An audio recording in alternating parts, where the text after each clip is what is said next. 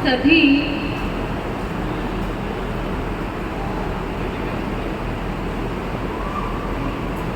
बड़े ही हर्षोल्लास के साथ, बड़े ही भक्ति और श्रद्धा के साथ श्री कृष्ण जन्माष्टमी महोत्सव मनाने के लिए आए हैं।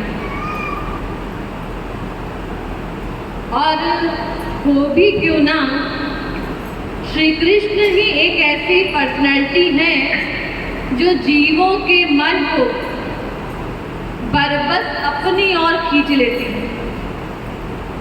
श्री कृष्ण शब्द का अर्थ है कर्षति इति परम हंसानाम योगिनाम चेतांसी इति कृष्ण, यानी जो परम हंसों के मन को, योगियों के मन को बरबस अपनी ओर खींच ले, ऐसा आकर्षण, ऐसा खिंचाव जिसके अंदर हो, उस पर्सनैलिटी का नाम श्री कृष्ण।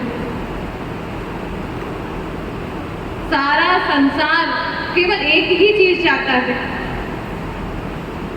कि मन जो परेशान है, विचलित है, वो कहीं लग जाए।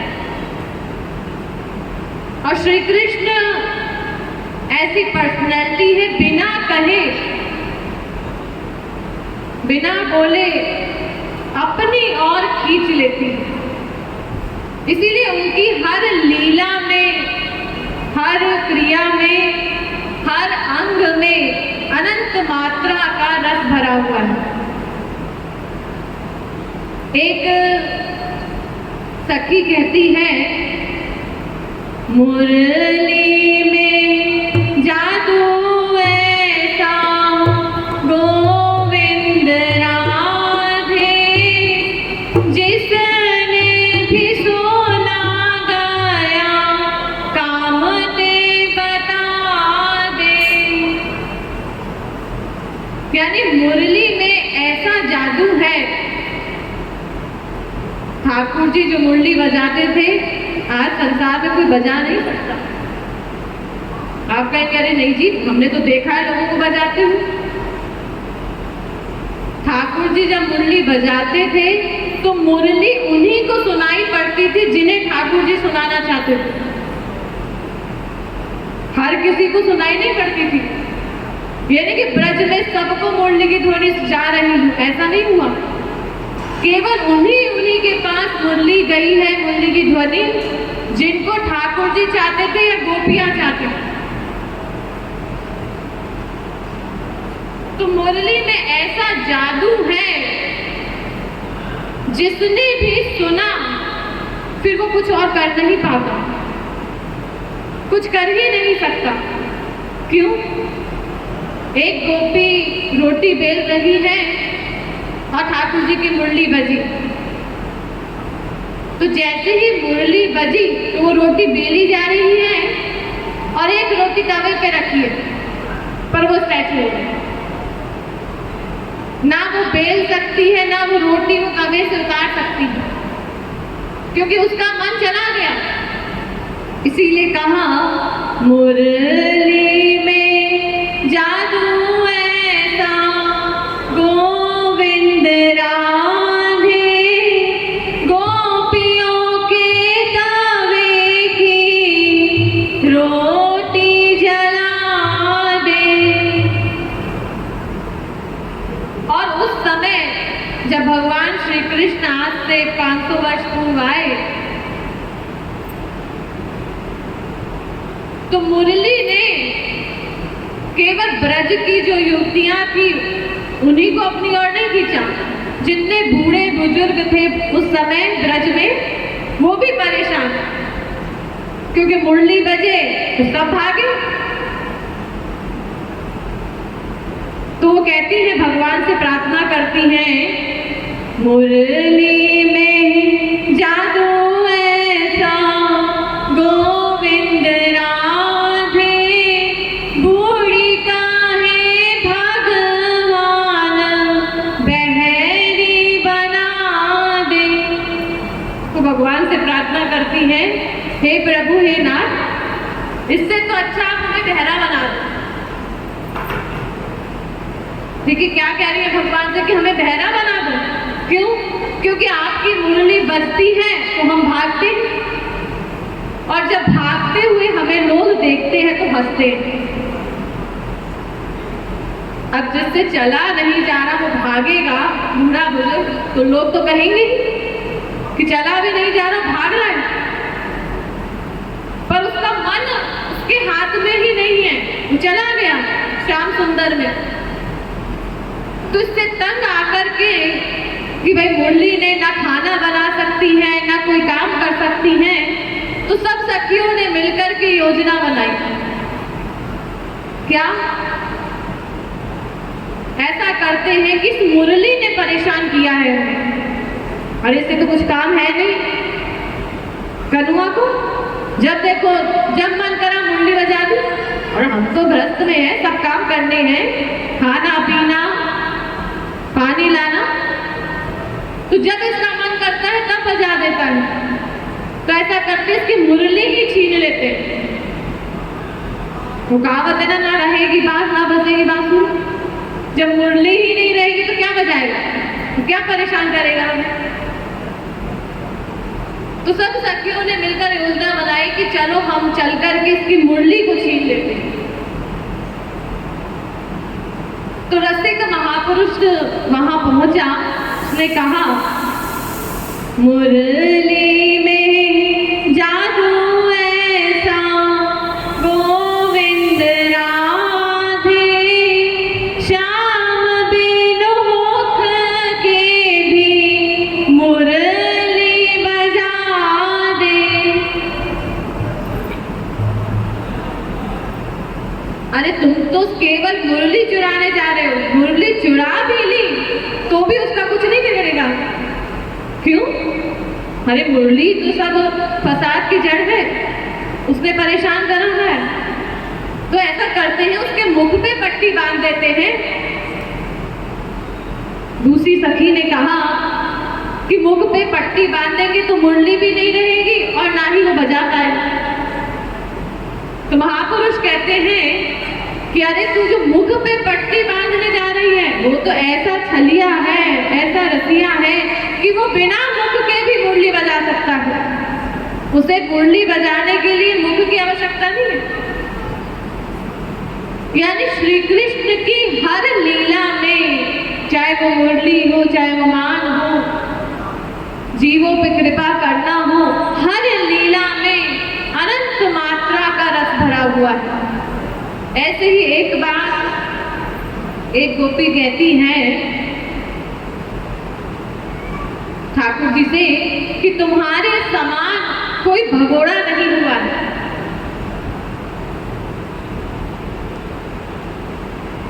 कहती है तुझसा भगोड़ा नहीं काना, काना मेरे काना। यानी तेरे समान कोई भगोड़ा नहीं हुआ है।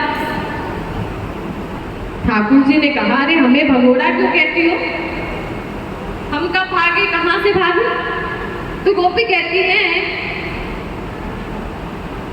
ठाकुर जी ने कहा गोपी से भगोड़ा तो उसे कहा जाता है जो किसी के डर से भाग जाए, जो लड़ाई के मैदान में रुके ना, ठहरे ना। पर मेरे लिए तो वेदों में कहा गया भया दस्या गिनस्तपति भया तपति सूर्या। भगवान के भय से तो भय भी कांपता है। आप लोगों ने सुना होगा कि जब यशोदा मैया ने ठाकुर जी को कहा कि दिखा अपना मुंह, माटी खाई है कि नहीं खाई। ठाकुर जी कहते नहीं मैया मैंने नहीं खाई माटी। नहीं नहीं दिखा मुझे, मुंह खोल अपना। और जब ठाकुर जी ने अपना मुंह खोला तो अनंत ब्रह्मांड दिखा दिए। तो जिसके मुख में अनंत ब्रह्मांड हो वो भला किसी से क्या डरेगा। तो गोपी कहती है कि मैं जो ये कह रही हूँ तेरे समान कोई भगोड़ा नहीं हुआ है, वो किसी बात को देख करके, तुम्हारे प्रैक्टिकल जीवन को देख करके कह रही है। क्या देख लिया ऐसा? ध्यान से सुनिएगा। गोपी कहती है कि सबसे पहले भाग करके, गोलोक से भी भाग करके आप हमारे मृत्यु लोक में आए। अरे आप ठाकुर जी का घर कहाँ है? नित्य निवास करते हैं गोलोक धाम में। तो गोलोक से अवतार लेकर के हमारे मृत्यु लोक में आए। हम मृत्यु लोक वालों ने सुन रखा था, यानी हम सब लोगों ने शास्त्रों वेदों से महापुरुषों से सुन रखा था कि ठाकुर जी तो चोर जार शिखामणि है, चोरों के भी सरदार हैं। आपने केवल ये सुना है ठाकुर जी माखन चुराते हैं, दही चुराते हैं, केवल इतना ही नहीं, ठाकुर जी तो ऐसे चोर हैं, हम सब पापियों के जो निरंतर पाप किए जा रहे हैं, उन सब पापियों के पाप को ऐसे चुराते हैं कि पता ही नहीं चलता कब चोरी हो गई। चोरी करने में उनके जैसा रिकॉर्ड कोई नहीं कर सकता, तोड़ सकता।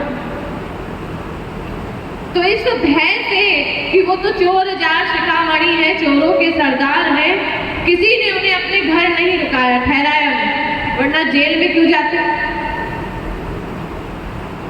ठाकुर जी का प्राकट्य कहाँ हुआ? सबसे प्रथम हुआ मथुरा के कारागार में। अरे उस जमाने में बड़े बड़े राजा लोग थे, संसार में तमाम लोग थे, किसी के भी बेटा बनकर आ जाते, लेकिन सबसे पहले प्रकट हुए देवकी और वसुदेव जी के आगे तो जेल में, कारागार में। और कारागार में भी कैसे प्रकट हुए? चतुर्भुजम शंख गदा युधायुधम, चार भुजाओं से 16 वर्ष की उम्र के सब वस्त्र अलंकार, हाथ में गदा पद्म, सब अस्त्र शस्त्र लेकर के। अगर वो पहले ही, जैसे हम लोगों का जन्म होता है तो जिसका जन्म है उसकी मृत्यु निश्चित है, लेकिन भगवान का जन्म नहीं होता, इसीलिए उनकी मृत्यु भी नहीं होती। वो अपनी इच्छा से आते हैं, अपनी इच्छा से जाते हैं। हमारा जन्म होता है। भगवान देवकी के गर्भ से प्रकट जन्म नहीं लिए, प्रकट हुए। अगर भगवान अस्त्र वस्त्र लेकर के माँ के गर्भ में जाते तो 9 महीने के पहले ही महीने में सारा ऑपरेशन हो जाता। पद्म हथियार लेकर के आते थे, गदा वदा लेकर के आते थे। तो ठाकुर जी सबसे पहले जेल में प्रकट हुए और सोचा अब आराम से रहेंगे जेल में। संसार वाले तो टिका नहीं रहे तो जेल में ही रह लेंगे, लेकिन पता चला कि कंस ने तो प्रतिज्ञा कर ली है देवकी के सब पुत्रों को मारने की। ठाकुर जी ने कहा तो बड़ा मुसीबत है, यहां से भी चलो।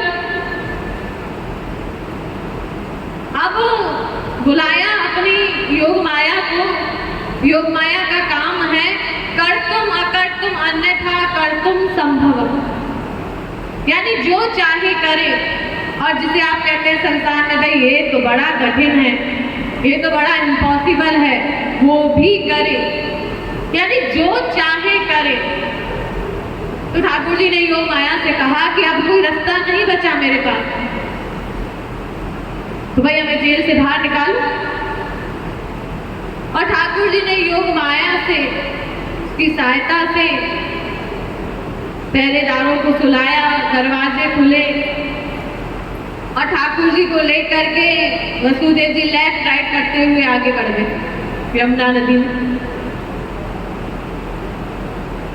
महापुरुषों ने बताया इसका रहस्य कि बिना दरवाजा खोले सब पहरेदारों को सुला दिया, दरवाजे अपने आप खुल गए, ताले अपने आप टूट गए।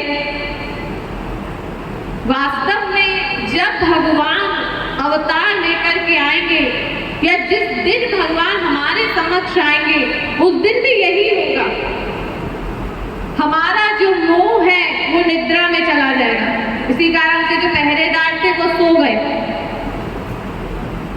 संसार से मोह ही तो है हमें, आसक्त आसक्ति तो है, तो वो हमारा निद्रा में चला जाता है, शून्य हो जाता है और भगवान का प्रकाश चारों ओर फैलने लगता है, यानी अंधकार समाप्त। क्योंकि जहां सूर्य होगा, दिन होगा, वहां रात नहीं हो सकती। और अज्ञान रूपी जो हमारी स्मृति है वो अपने आप खुल जाती है, यानी जो ताले हैं, दरवाजे हैं, वो अपने आप खुल गए। और जैसे वसुदेव जी उन्हें लेकर के भादों की यमुना पार करते हुए चले गए, आगे बढ़ते चले गए, ऐसे ही जीव भक्ति के द्वारा, महापुरुषों की बताई हुई साधना के द्वारा अपने आप आगे बढ़ता चला जाता है। तो जैसे ही ठाकुर जी थोड़ा आगे बढ़े, सब दरवाजे अपने आप बंद हो गए, ताले अपने आप बंद हो गए और सब पहरेदार आपस में सोचने लगे सब ठीक है ना? हाँ हाँ सब ठीक है, कुछ नहीं हुआ। ठाकुर जी अपना काम करके भी निकल गए। अब बंदी गृह से भागकर कहाँ गए? गोकुल में। गोकुल में यशोदा मैया के पास, क्योंकि यशोदा मैया ने कामना की थी कि ठाकुर जी मुझे पुत्र रूप में मिले, और देवकी मैया ने कामना की थी ठाकुर जी मुझे ऐश्वर्य शक्ति से युक्त मिले। इसीलिए मथुरा के जब कंस का उद्धार कर दिया, तब देवकी के पास ठाकुर जी पहुंचे, उनको सुख दिया है वात्सल्य रस। क्योंकि यशोदा मैया ने पुत्र वात्सल्य लीला का ठाकुर जी से वरदान मांगा था।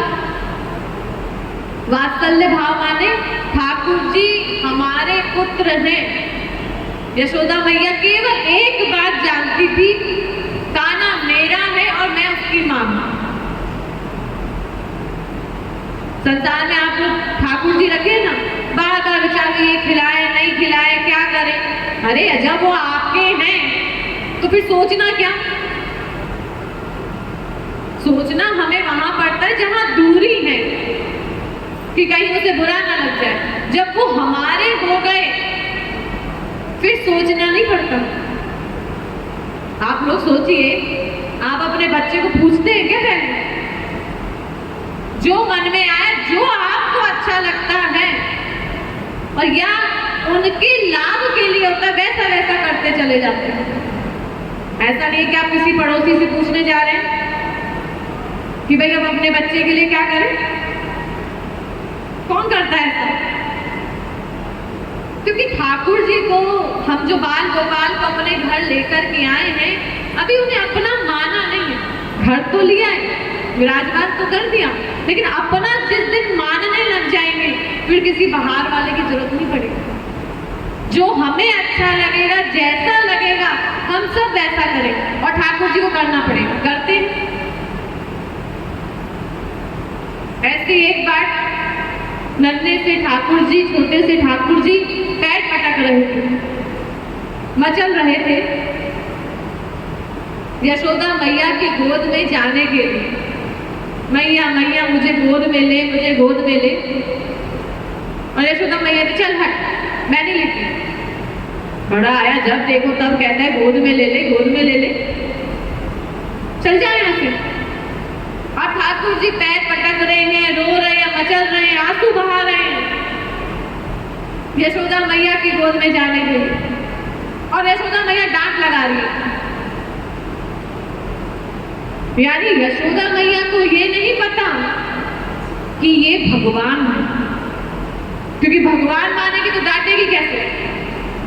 यशोदा मैया को केवल इतना पता है, केवल इतना ज्ञान है कि ये मेरा बेटा है और मैं इसकी मां हूं। भगवान भगवान नहीं मानते। भगवान मानेंगे तो हम केवल आरती करते रहेंगे, पूजा करते रहेंगे, प्यार नहीं कर सकते। तो नारद जी ने दूर से देखा और नारद जी ने कहा कि अरे मैया यशोदा, एक बात बता, तूने ऐसा कौन सा पुण्य किया है, ऐसा क्या कार्य किया है जिसका तुझे ये फल मिल रहा है? क्या फल मिल रहा है? बड़े बड़े परमहंस, छोटे मोटे की तो बात ही क्या करनी, बड़े बड़े परमहंस ध्यान लगाते हैं कि एक बार ठाकुर जी की झलक दिख जाए। जैसे अभी आप लोगों को कहा संकीर्तन करते समय आंख बंद करके ध्यान करिए। आप लोग ही जानते किस किस का ध्यान बना। तो बार बार प्रयास करते हैं ठाकुर जी की एक झलक पाने के लिए कि ठाकुर जी के दर्शन हो जाए, ध्यान हो जाए, लेकिन नहीं हो पाता। उन कान्हा को, उन कृष्ण को नारद जी कहते तू डांट लगा रही है, फटकार रही है, चल हट। जब देखो कहता रहता है गोद में ले ले, गोद में ले ले। अरे सबके बच्चे हैं ब्रज में, सब खेलते रहते। यानी यशोदा मैया को केवल इस भाव से मतलब है, इस रस से मतलब है कि जो मैं उचित समझूंगी वैसा करूंगी, मुझे किसी की परवाह नहीं है। ऐसे ही यशोदा मैया की बड़ी ही सुंदर एक लीला महापुरुष ने बताई।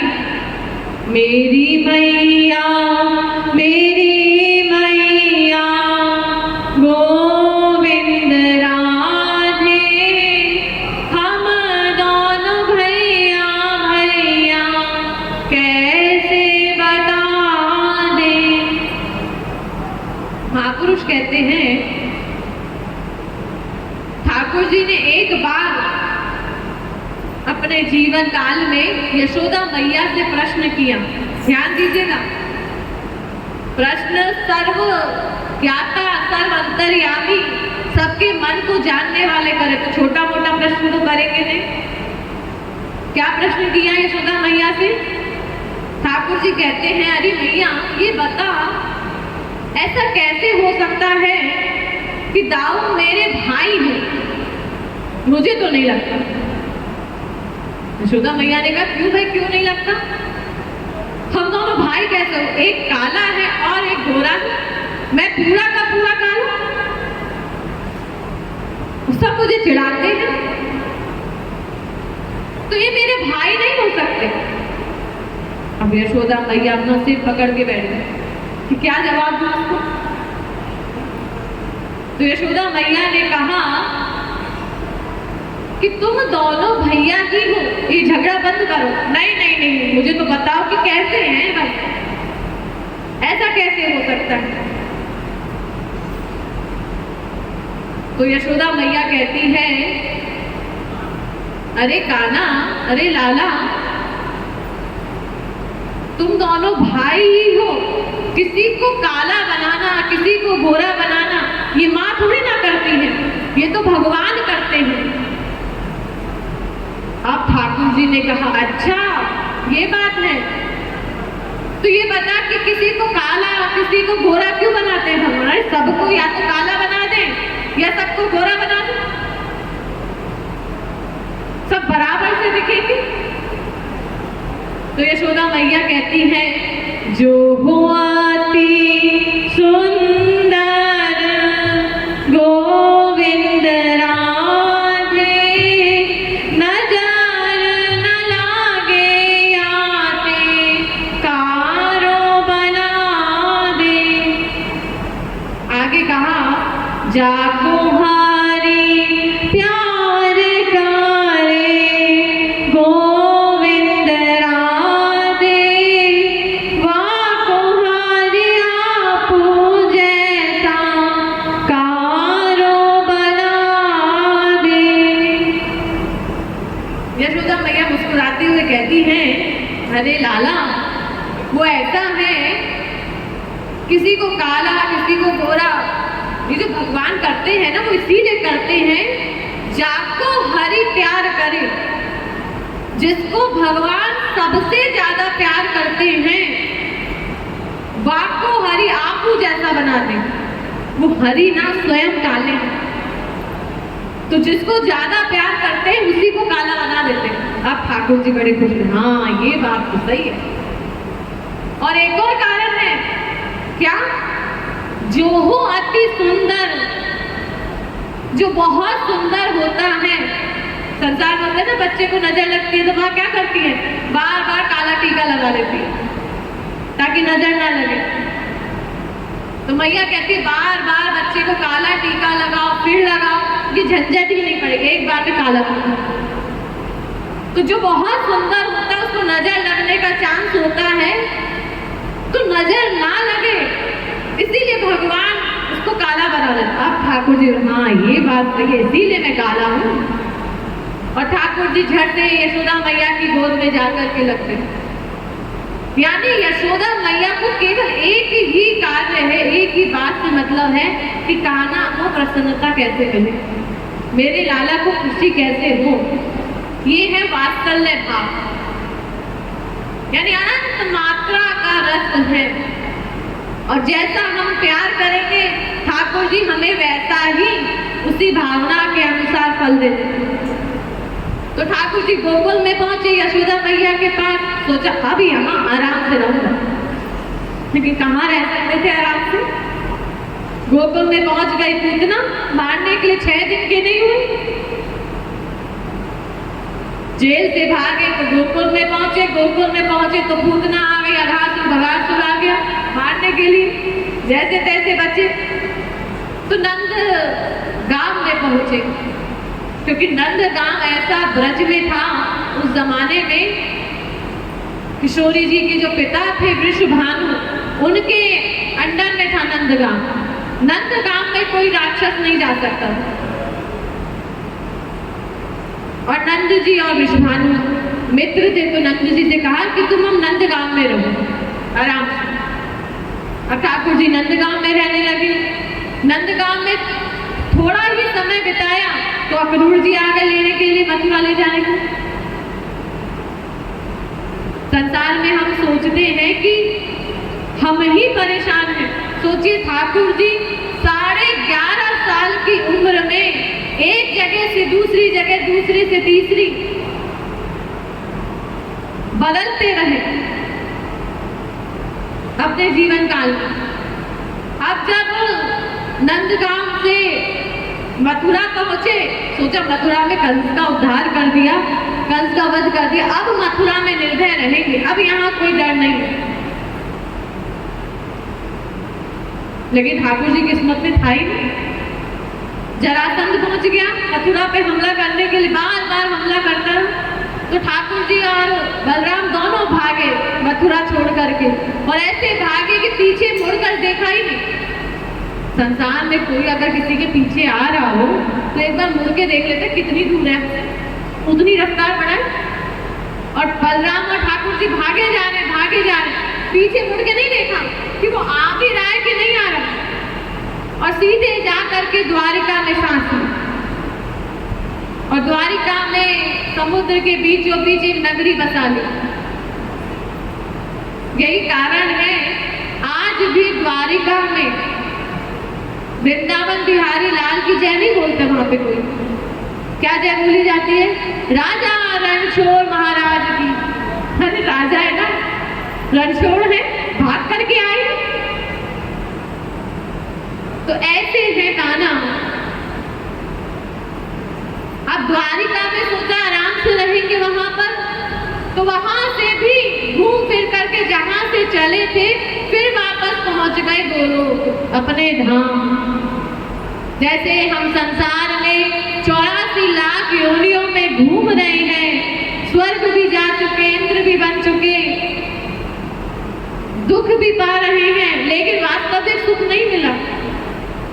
तो इसीलिए आज हम श्री कृष्ण को, ठाकुर जी को बुलाना है, क्योंकि सारा संसार ठाकुर जी को बुला रहा है, सब अपने अपने तरीके से। तो क्या ठाकुर जी हमारे बुलाने पे आएंगे? तो रसिक महापुरुष ने कहा हाँ हाँ आएंगे। कैसे आएंगे? श्याम को बुलाना चाहो गोविंद राधे, भाजे आई है ताजी गोलोक धामा। अगर ठाकुर जी को बुलाना है, अगर वास्तव में हम चाहते हैं कि ठाकुर जी हमारे यहाँ आ जाएं या हमारे समक्ष खड़े हो जाएं, वो तो तभी संभव है जब हम रो करके पुकारें, यानी प्रेम से उनको पुकारेंगे, करुण क्रंदन करके पुकारेंगे। और वो कब होगा? मिले बिनु रहा नहीं जाए जब बामा, तब ही मिलेंगे तो ही शाम और शामा। संसार में भी आपको कोई चीज चाहिए तो कितना प्रयास करते हैं, मिल जाए ये काम हो जाए, 50 बार चक्कर काटते हैं, कई दिनों तक चिंतन करते हैं, कभी मिल जाती है कभी नहीं मिलती तो रोते हैं, दुखी होते हैं, पर प्रयास बंद नहीं कर देते। जब तक वो मिल नहीं जाते लगे रहते हैं उस चीज को पाने के लिए, उस काम को करवाने के लिए, करने के लिए। तो ऐसे ही जिस दिन मिले बिनु रहा नहीं जाएगा, यानी श्याम सुंदर से मिलने की इतनी भूख पैदा हो जाएगी, कब मिलेंगे, कब दर्शन देंगे। अरे कितनी बार हमने जन्माष्टमी मनाई है, कीर्तन करा है, भोग लगाया है, पर हालत वही खराब है हमारी। तो कब हमें दर्शन देंगे? ये भावना, ये विश्वास जिस दिन बढ़ेगा हमारा, जैसे मछली जल में रहती लेकिन थोड़ी देर के लिए भी बाहर निकालो तो क्या होगा? मर जाएगी। हर दिन भर 10 दिन तक आप उसे पानी में रख दो, 11वें दिन भी बाहर निकालो वो तड़पने लगेगी। तो ऐसी हमारी हालत हो जाए श्याम सुंदर से मिलने के लिए। हाँ मिल जाएंगे, करते हैं हम तो ठाकुर जी भी कहते हैं तुम मक्कारी करो तो मुझे भी क्या मिलना।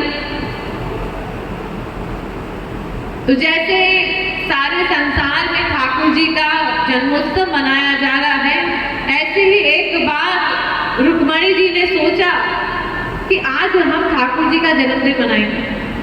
ध्यान दीजिएगा, क्या करें ऐसा स्पेशल जिससे ठाकुर जी रीझ जाए। संसार में आप प्लानिंग करते हैं ना, ऐसी रुक्मणी जी ने सोचा क्या करूं ऐसा जिससे हमारे सर्वस्व को, श्याम सुंदर को सुख मिले। तो सोचा बहुत बुद्धि लगा करके रुक्मणी जी ने आज हम तुला दान करेंगे। श्री कृष्ण से कहा रुक्मणी जी ने आज हम आपका तुला दान करेंगे। ठाकुर जी मुस्कुराए, चलो ठीक है कर लेना। अब संसार की सबसे बड़ी तराजू मंगाई गई। एक तराजू के पलड़े पर श्री कृष्ण को बिठाया और दूसरे पलड़े पर राजमहल में जो खजाना था सब रखा जाने लगा। और उस जमाने में राजमहल में सोना, हीरा, चांदी, पन्ना, कोहिनूर यही होगा। और फिर रुक्मणी जी स्वयं लक्ष्मी की अवतार, महालक्ष्मी की, भला वहां धन की क्या कमी हो सकती है, जो स्वयं धन की देवी है। तो एक तराजू के पलड़े पर ठाकुर जी बैठ गए और दूसरे पलड़े पर राजमहल का सब खजाना रख दिया गया। लेकिन जो पलड़ा था वो भारी तो दूर, बराबर भी नहीं आया ठाकुर जी। ठाकुर जी नीचे ही रहे। अब रुक्मणी जी परेशान, क्या करूं? अरे राजमहल का सारा खजाना खाली होने लगा है। तो रुक्मणी जी ने 16,000 जो रानियां थी उन सबको कहा सब अपने अपने जेवर चढ़ा दो, जो पहन रखे सब उतार दो। अब सबने वैसा कर दिया, सारे जेवर उतर गए, राजमहल का खजाना खाली हो गया, लेकिन तुला दान नहीं हुआ। और रुक्मणी जी मन ही मन सोचने लगी कि मैंने अपने सर्वस्व को, प्रियतम को जो वचन दिया था कि तुला दान करूंगी, वो आज पूरा नहीं होगा, वो अधूरा रह जाएगा। ये सोच करके कि मैं कुछ कर नहीं पाई, कुछ हुआ ही नहीं मुझसे, ऐसा सोच करके उनकी आंखों से आंसू की एक बूंद गिरी तराजू के पलड़े पर। और जैसे ही तराजू के पलड़े पर वो आंसू की एक बूंद गई, तुरंत ठाकुर जी उचक करके ऊपर की ओर, यानी हो गया तुला दान। यानी एक आंसू